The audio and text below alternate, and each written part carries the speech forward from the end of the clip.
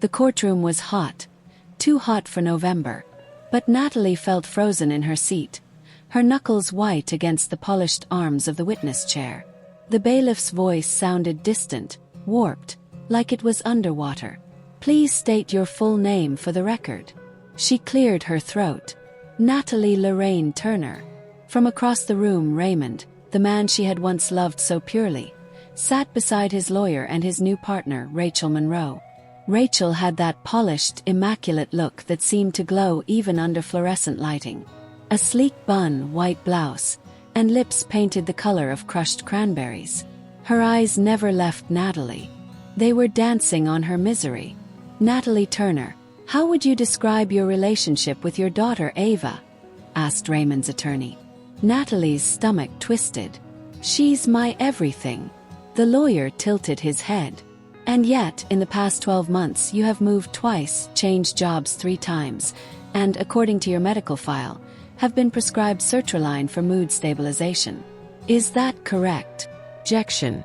Sustained. But the seed had been planted. Rachel looked down, smiled faintly to herself, then whispered something into Raymond's ear. He didn't react. He never did. He had already made up his mind. By the end of the day, Natalie had lost custody of Ava. Her daughter was 7 years old. The ICU was quieter than usual. Sunday evenings brought a stillness to the hospital that felt almost sacred. Natalie moved through the corridor with practiced ease, reading a telemetry screen without breaking stride.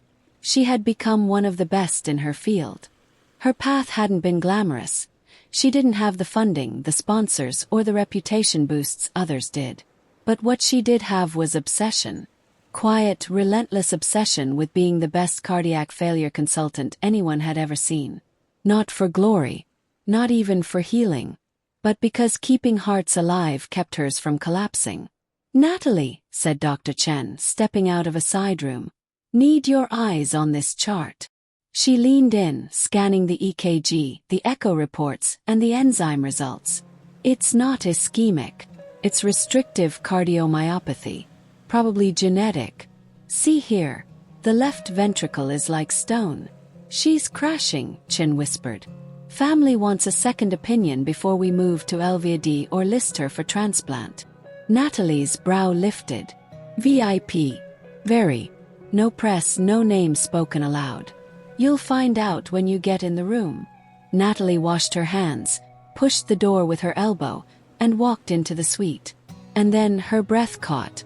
On the bed lay Rachel Monroe. Ill. Sweaty. Gaunt in a way she'd never allowed herself to be seen. But it was her. The same woman who had once called Natalie unstable in open court. The woman who used her connections, her PR firm, and her charm to frame Natalie as a negligent, emotionally unfit mother. And now, she was unconscious, intubated, and dying. Natalie stepped closer. Monitors beeped softly. The telemetry told her what the eyes couldn't. Rachel's heart was failing catastrophically. Only hours remained. A nurse entered behind her. "There's a young woman in the waiting area. Says she's the daughter. Her name's Ava Monroe." Natalie didn't move. The words sat in her mind like a stone. Ava Monroe. Ava. Her Ava. Her last name had been changed. Natalie felt the air leave her lungs. The girl, young woman now, stood by the coffee machine, her shoulders tense, chewing the edge of a plastic lid. Dark curls, wide hazel eyes. Her expression had Rachel's composure, but her posture, that nervous curl inward, was Natalie's. "Ava," she said softly. The girl turned, eyes landing on her with polite confusion. "I'm Dr. Turner. I'm reviewing your mother's case." Ava exhaled. "Please, can you help her?" Natalie hesitated. "We'll do everything we can." Ava nodded, trying to hold it together. "She's been sick for months. They kept saying it was stress or anxiety. I told them it wasn't. I knew." Natalie wanted to hold her. To say, "You were always intuitive. You used to know when I had a bad day before I even walked in the door." But she said nothing. She had no right. Rachel had taken the stand in heels too tall for the moment. She wore a white dress, a crucifix around her neck and tears on cue. She left Ava in the car while she picked up antidepressants. "I was there. I saw it," she'd said, voice trembling with moral concern. "It was a lie. Clean, sharp, manufactured lie." But no one cross-examined her. No one demanded evidence. Because she had something Natalie didn't: credibility, power. Rachel had been the mistress who married the man, the one who raised Ava. She was the mother now, and she played the part beautifully. Hours passed. Natalie reviewed charts, ran labs, and contacted specialists. Rachel's condition deteriorated. The only real option left was a transplant, but with her vitals collapsing, she might not survive long enough to make the list. Chen pulled her aside. "We need a decision." "She doesn't have enough time," Natalie murmured. "She needs to be stabilized before any listing can happen. If we delay, she's gone." Chen's eyes narrowed. "And if we operate now?" Natalie exhaled. "I can try, but it's risky. Very." Natalie returned to room 407 alone. Rachel's personal belongings were in a hospital bin beside the bed. Phone, wallet, a worn leather planner. On impulse she opened it. Inside was a folded sheet, torn at the edges. She opened it with trembling fingers, and what she saw made her knees buckle. It was a letter from Raymond. "If anything ever happens to me or Rachel, tell Ava the truth. Natalie was never unfit. We lied. Rachel just wanted Ava to herself. And I let her. God help me. I let her." Natalie sat down in the chair by Rachel's bedside, hands shaking. All these years, she had been erased on purpose. And he knew. The door creaked open. Ava entered. "They said I could sit with her." Natalie looked up. "Of course." Ava settled by the bed, her hand resting on Rachel's limp fingers. Her lips trembled. "I don't know what I'll do if she doesn't make it." Natalie swallowed. "I know this is strange," Ava said, voice soft. "But you feel familiar. Do you have a daughter?" Natalie's chest tightened. Her voice barely worked. "I did." Ava looked at her, then really looked. Something flickered in her gaze. "What happened?" "I lost her," Natalie said. "I'm sorry," Ava whispered. And Natalie knew the girl had no idea she was apologizing to her own mother. Dr. Chen tapped his pen anxiously against the conference table. The team sat in a half-moon around the screen displaying Rachel's vitals, silent as the numbers blinked red. Natalie stood beside the screen, arms crossed. "She's crashing," she said, voice steady but clipped. "We have 6 to 8 hours max. Her ejection fraction is below 10%. Her lactic acid is climbing. Organs are beginning to compensate. She won't last the night without intervention." A surgical resident chimed in. "Should we list her for transplant?" Natalie shook her head. "She won't qualify, not stable enough, and no time. Her best shot is LVAD placement, temporary mechanical support to stabilize her until a donor heart can be found." Another voice asked, "Do we even have the clearance?" Everyone looked at Dr. Chen. He nodded slowly. "The family signed provisional consent." Ava did. Natalie swallowed hard. Rachel's life was now in her hands again. 10 years ago, Natalie had taken Ava to the duck pond. It was one of the few peaceful moments they had left together. "Mommy, will Daddy come with us next time?" she had asked. Natalie had bent down eye level. "I don't know, sweetheart. Maybe." Ava had frowned. "Rachel says Daddy doesn't love you anymore. She says you cry too much." Natalie remembered smiling gently. "Do you think I cry too much?" Ava had paused. "Only at night. When you think I'm asleep." The memory slammed into her like a wave now. That child, that truthful, wide-eyed child, had been silenced by people who twisted love into a weapon. Natalie stood by Rachel's bed, staring at her pale, unconscious face. Her enemy, her judge, the woman who stole her daughter, and molded her into someone she no longer recognized. And now, she would cut her open to save her life. You don't deserve this, Natalie whispered. You deserve to suffer. She opened the leather folder again and looked at the letter Raymond wrote. The ink was smudged in places, tear stains old and faded. Why didn't you destroy this? She asked aloud. Why did you keep it? No answer. Just machines. But deep down she knew. Rachel wanted her to find it. Maybe not now. Maybe not while she was alive. But eventually. A secret guilt buried like a time bomb. Natalie slid the letter back inside. For now, it remained her weapon and her burden. Natalie scrubbed in. Focus. Breathe. The ore lights glared. The hum of machines, the sterile chill, the scent of iodine. These were her sanctuary. Here she had control. Aortic clamp ready, the nurse said. LVAD system on standby. Another confirmed. Natalie nodded. Let's begin. The scalpel made its first incision. Flesh parted. Blood welled. Rachel's chest opened and the heart, small, weak, fibrotic, came into view. Natalie blocked out every memory. Every courtroom insult. Every night Ava cried for her in silence. None of that could be in her hands now. Only skill. Only precision. 3 hours passed. When it was done, Rachel's failing heart was assisted by a whirring machine, beating stronger than it had in years. She's stable, Natalie whispered, removing her gloves. We bought her time. Rachel awoke slowly. Eyes fluttered. Machines beeped. The ventilator had been removed. She could speak, but only in a whisper. The first person she saw was Ava. The second was Natalie.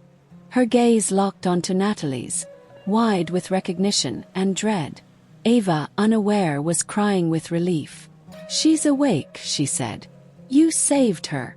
Natalie stayed silent. Rachel tried to speak, but the words caught. Ava leaned close. It's okay, Mom. Dr. Turner's amazing. She said she did everything she could. Rachel blinked, then turned back to Natalie, her lips parting. I didn't know you were still in Boston, she rasped. Ava turned to her. You two know each other. Natalie forced a smile. Only briefly. Years ago. Rachel closed her eyes. She knew what Natalie had seen. She knew the letter wasn't a secret anymore. Natalie sat alone in her office. The leather folder was open on her desk.